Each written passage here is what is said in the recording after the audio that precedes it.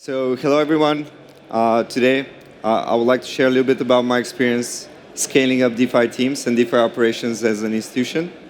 And I will share a little bit insight, some ideas, and some concepts that, as well as a blueprint that you can take away to take advantage and make sure you can do the same. Achieving that DeFi edge is an institution. Before I get started, a little bit about myself. Once again, my name is Kiril, and I'm the DeFi strategist at Nexo, the resident DeFi guy. And my background is in economics, but early on I discovered my passion for tech and growing early stage startups. This brought me on to Nexo to become the first employee. And if you're not familiar with Nexo, we're one of the largest European digital asset institutions, providing the core suite of crypto finance products and crypto finance services, credit, interest account, a credit card, and an exchange.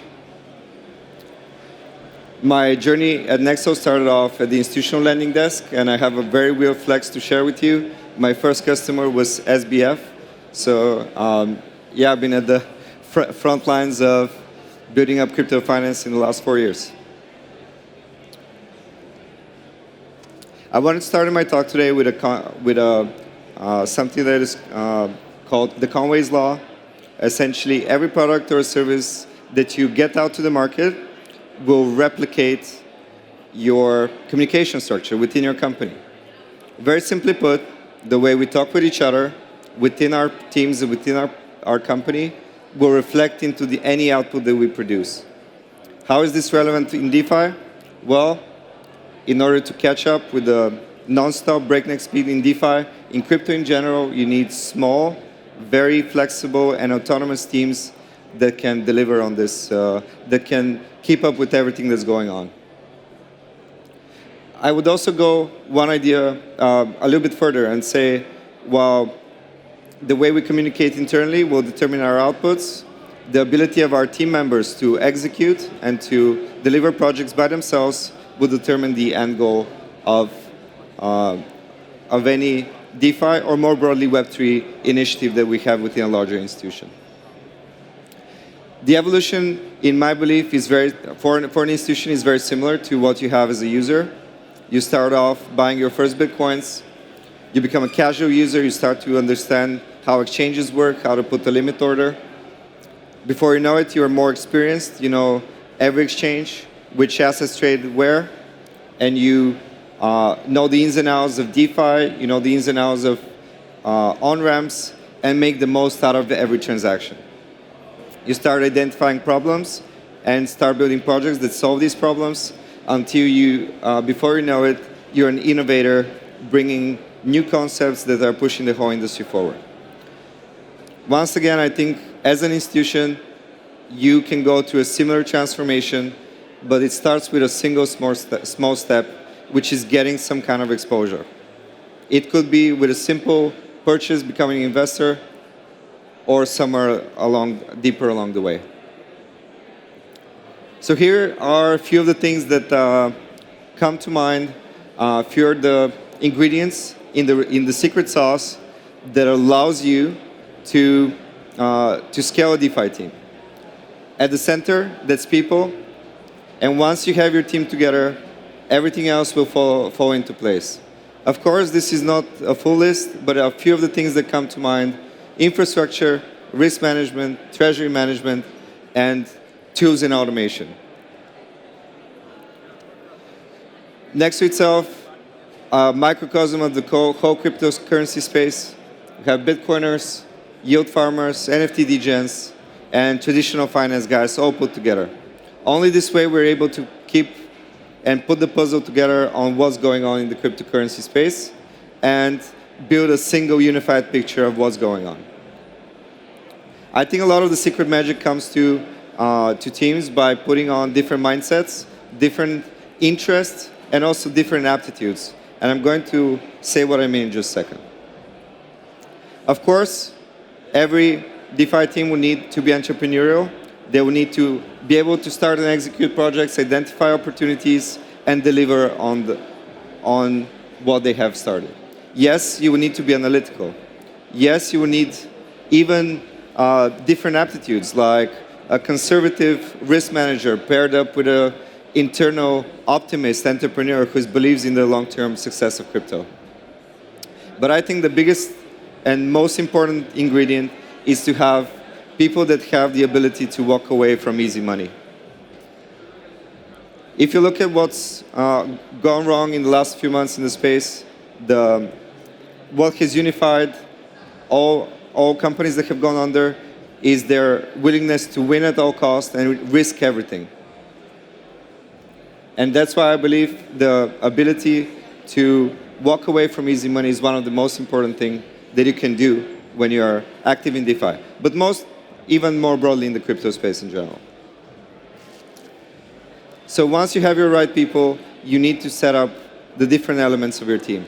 And I think if you can compare the blockchain to an ocean, you need the right boat to traverse the blockchain. You need the right infrastructure to be able to access each and every opportunity that it provides.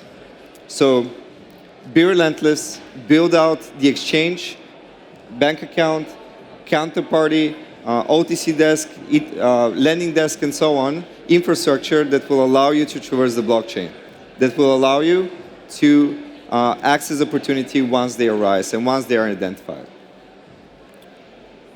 Once money flow freely, asymmetric opportunity will come that is not available to others who don't have the right boat.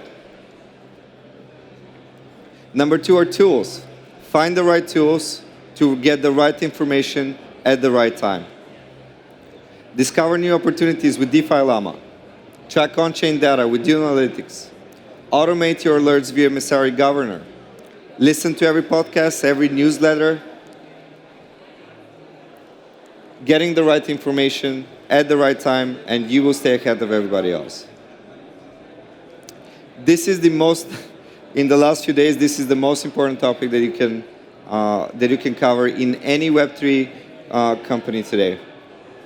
Without risk management, without exposure risk, without understanding second-order risks of any of your engagements, you are swimming naked in the ocean. Be paranoid.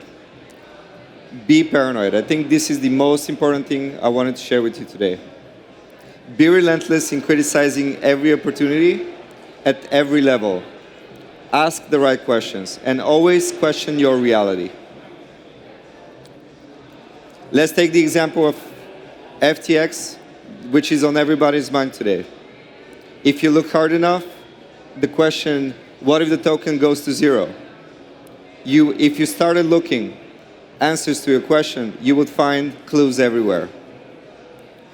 Borrowing against FTT tokens from other desks. Borrowing against FTT tokens on DeFi. And most of all, FTX having most of its equity in FTX tokens. What if the token goes to zero? Could it mean the difference between withdrawing your funds or not? Be paranoid. This is paramount. So one last element I think is overlooked by most companies, treasury management. Years of optimization, getting a better product, being better at what you do can be undone by a single bad treasury management decision. Every time you earn a token, and chances are if you're in the space, you are earning your income, your revenue in some capacity in Bitcoin or any other currency. You are making a proprietary bet on the future of the space. And also on the price of those coins. You're making a trading decision without knowing. And making unknowing trading decisions, you cannot be successful. So the first step is asking the right questions. What is your base P&L structure and what is your cost base on? If you're spending in dollars, you would need to plan for dollar expenses. You need to answer the question, how long is my runway? Can I survive 4-year bear market without any revenue? Which coins do I sell and how often? Imagine if you're an exchange, if you are a staking provider, you might be making revenue in tens of coins. Each one of them staying on your balance sheet is a trading decision. Be mindful of what you keep on your balance sheet, or you can undo years of hard work. So once we have those elements, I would like to share with you an action plan. Small steps that I think will help you get started. And I think you'll realize very quickly that working as an institution is not as simple as popping off $10 million to your MetaMask account. You cannot just get started right away. You need the right infrastructure, you need the right tools. Not everything is not as simple as it looks like before you do it. So here's a simple blueprint I think will make sense for anyone wanting to get in the DeFi space. First, set up your infrastructure. Exchange accounts, DeFi wallets. Make sure you can access every network and you have the appropriate fiat on and off ramps. Once you have that, become a user, an institutional user that has bought an NFT or has taken a loan. You'll quickly realize what can happen and what the implications are for you as a company. If you bought an NFT, your finance team might want to know what that costs today so they can put it on your balance sheet. If you get a loan, your operations team will need to manage collateral and manage liquidations. Make sure that you get those right so that you can go to the next stage. And once you're done, now you can launch a product. So launch a product for at least one customer, one paying customer. This can be a simple replica of what you do already for users off-chain and replicate it on-chain for one paying customer. This will help you understand where your competitive edge is and will help you understand how to go to market. And the final, identify how you can improve and scale that. You'll be ready to make a multi-year roadmap that spans from 1 month away to many years away to the future. So if you have one takeaway from me today, I would like to repeat this thing one more time. Be paranoid, always question your assumptions, and always question your reality. This way, you will always stay ahead of the curve. And thank you very much, guys. Awesome. Well done, Kiril. Yeah. That was really cool. You've been dropping so much knowledge, and I love the way that you went through, get started, get the trade on, see how it works. Are you impressed with how DeFi, traditional, straight-up DeFi, in the markets that we've seen in the last 6 months with the volatility, that DeFi actually performed exactly like it should have, compared to some of the CeFi operators, which might not have organized and prepared what they were? What's your vision on DeFi going forward? And were you impressed with how, according to the smart contract, that it actually executed like it should have? Yeah, I think DeFi has been showing it's extremely resilient. My main takeaway is that DeFi is getting more complex as you have the money Legos, you have interoperability that's good for ease of use, but there's also more systemic risk that you have to take care of.